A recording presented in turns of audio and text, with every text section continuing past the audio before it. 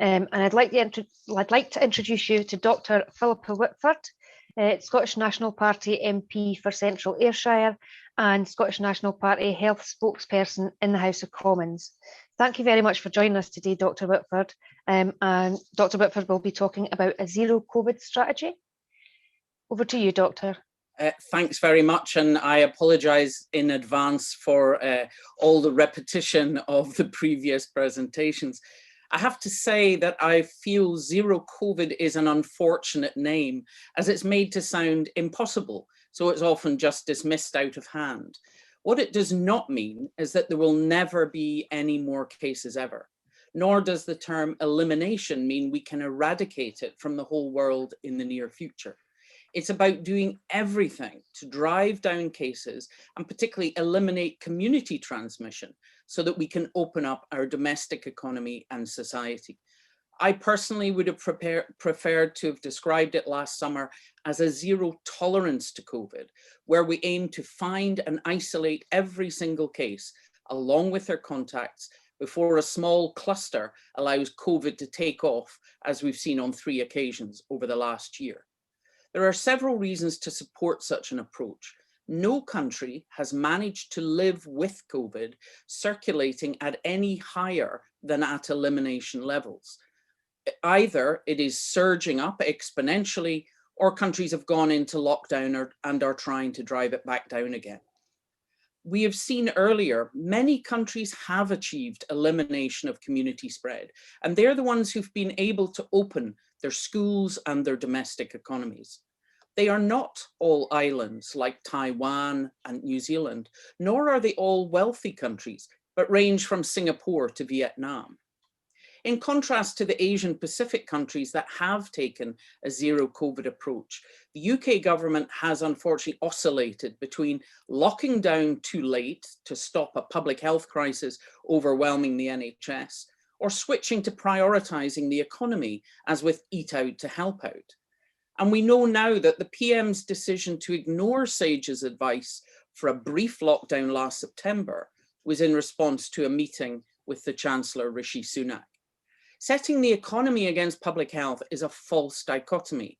The countries that have eliminated community spread and been able to open up their domestic economies haven't suffered the same impact as countries like the UK that took a less stringent approach. Scotland got close to elimination levels last summer. Genomic analysis showed that at the time, we had eliminated virtually all of the 300 strains which had been circulating in the first wave, most of them having been imported from Italy, France, and Spain. We eased lockdown very slowly, and by July had got down to a weekly rate of less than 1 case per 100,000 people. Throughout the summer, there were fewer than 5 cases a week where COVID was mentioned on the death certificate. Just imagine if Scotland had been able to maintain those levels of last summer as the zero COVID countries have. Not only would we have avoided the 2nd and 3rd lockdowns, but also the loss of 5,500 lives in the 2nd and 3rd waves. Unfortunately, people headed off on summer holidays, we imported a whole new set of strains, and off we went again. So what do we do now? Apart from our own responsibility to wash our hands and wear masks, there are 5 key components of any COVID strategy that we need to get right. Vaccination, strict border control, COVID restrictions, a well-functioning test, trace, isolate and support system, improving indoor air quality, and clear public communication. To achieve elimination levels, we need all of these to work. Many suggest the availability of vaccines means we don't need zero COVID, but Deepti has clarified that. There is no doubt that vaccines are a breakthrough, and research from Public Health Scotland and some of our leading universities has already shown they are dramatically reducing hospital admissions. The Scottish Government's strategy of really taking time to achieve high coverage among care home residents and staff has already paid off with a 90% reduction in care home deaths during January and February. It's important that the rollout continues swiftly, but governments and healthcare systems need to make sure vaccines are easily accessible and that people can get any questions answered or concerns addressed. COVID has already highlighted the gross inequalities in the UK, and these mustn't be amplified by poor vaccine uptake in ethnic or deprived communities. Vaccines will be what finally brings the pandemic under control, but as we've already heard, the UK government are assuming vaccines are all we need now. The problem is 2/3 of the UK population isn't vaccinated, and the world certainly isn't vaccinated. COVID is a global challenge, and last year there were many warm words about a global response. We must remember that with the risk of emerging variants, no one is safe until everyone is safe. To avoid undermining the vaccine programme, it's important to avoid importing vaccine-resistant variants, and that's by having strict monitored quarantine. We should look at how the Asian Pacific countries enforce strict quarantine for incoming travellers, either in hotels or through digital monitoring of residents at home.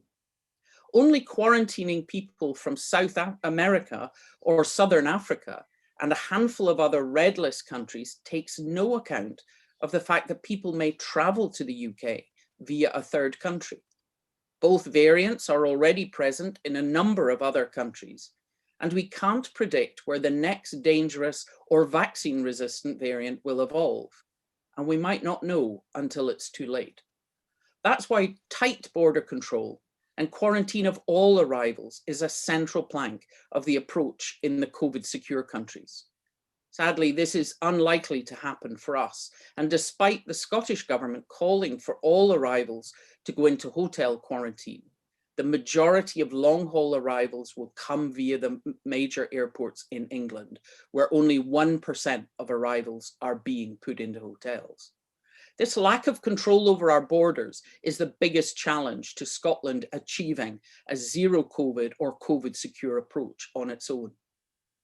But we also have to ensure we don't develop such a variant here in the UK. The emergence of the more infectious B.1.1.7 variant in Kent demonstrates how easily new variants can arise if community transmission is high. So we need to ease lockdown cautiously, particularly as we're already seeing with this more infectious variant, progress is slowing even under the restrictions we have now. The zero COVID or COVID secure approach is often criticised as meaning constant lockdowns, but it's the opposite. New Zealand had one national lockdown for 6 weeks at the start. Taiwan hasn't had any.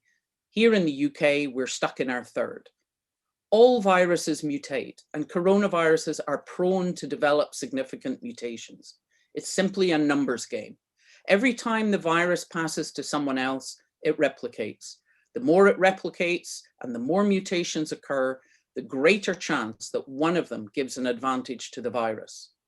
The combination of greater infectiousness, as we've seen in the B.1.1.7, along with vaccine resistance, would send us right back to square one. As lockdown is eased, it's critical to have a well-functioning test, trace, isolate, and support system, which can detect and deal with any sporadic cases and avoid minor outbreaks getting out of control. Scotland's NHS testing capacity has now been massively expanded and carries out over 60% of all current COVID tests. Having based our contact tracing on public health teams rather than outsourcing to companies such as Circle, Scotland is reaching over 95% of cases and almost 98% of their contacts. However, the most important aspect of such a system is isolation. It's only isolation that stops the onward spread of the virus. But it's clear from surveys that the main reason for people not isolating is that they can't afford to stay off work if they would lose income or even lose their job. So support is critical, and this should be both financial and practical, such as the delivery of shopping or medicines. It's well worth providing such support if it stops the onward spread of the virus.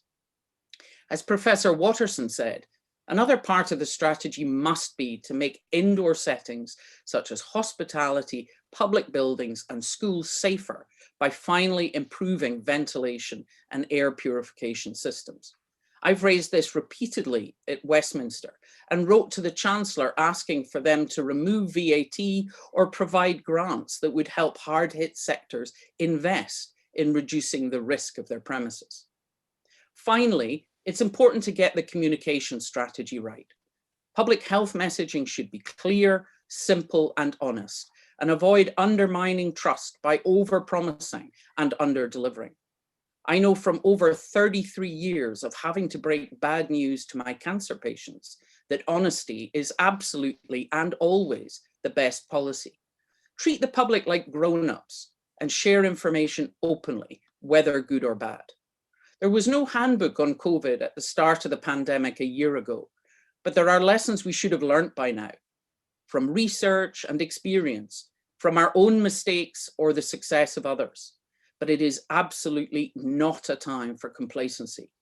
A zero COVID or COVID secure strategy is not forever, but the pandemic is far from over. So this year, we should not repeat the mistakes of 2020, but do absolutely everything we can to avoid yet another surge so that we can protect the hope and the light at the end of the tunnel that is provided by vaccination.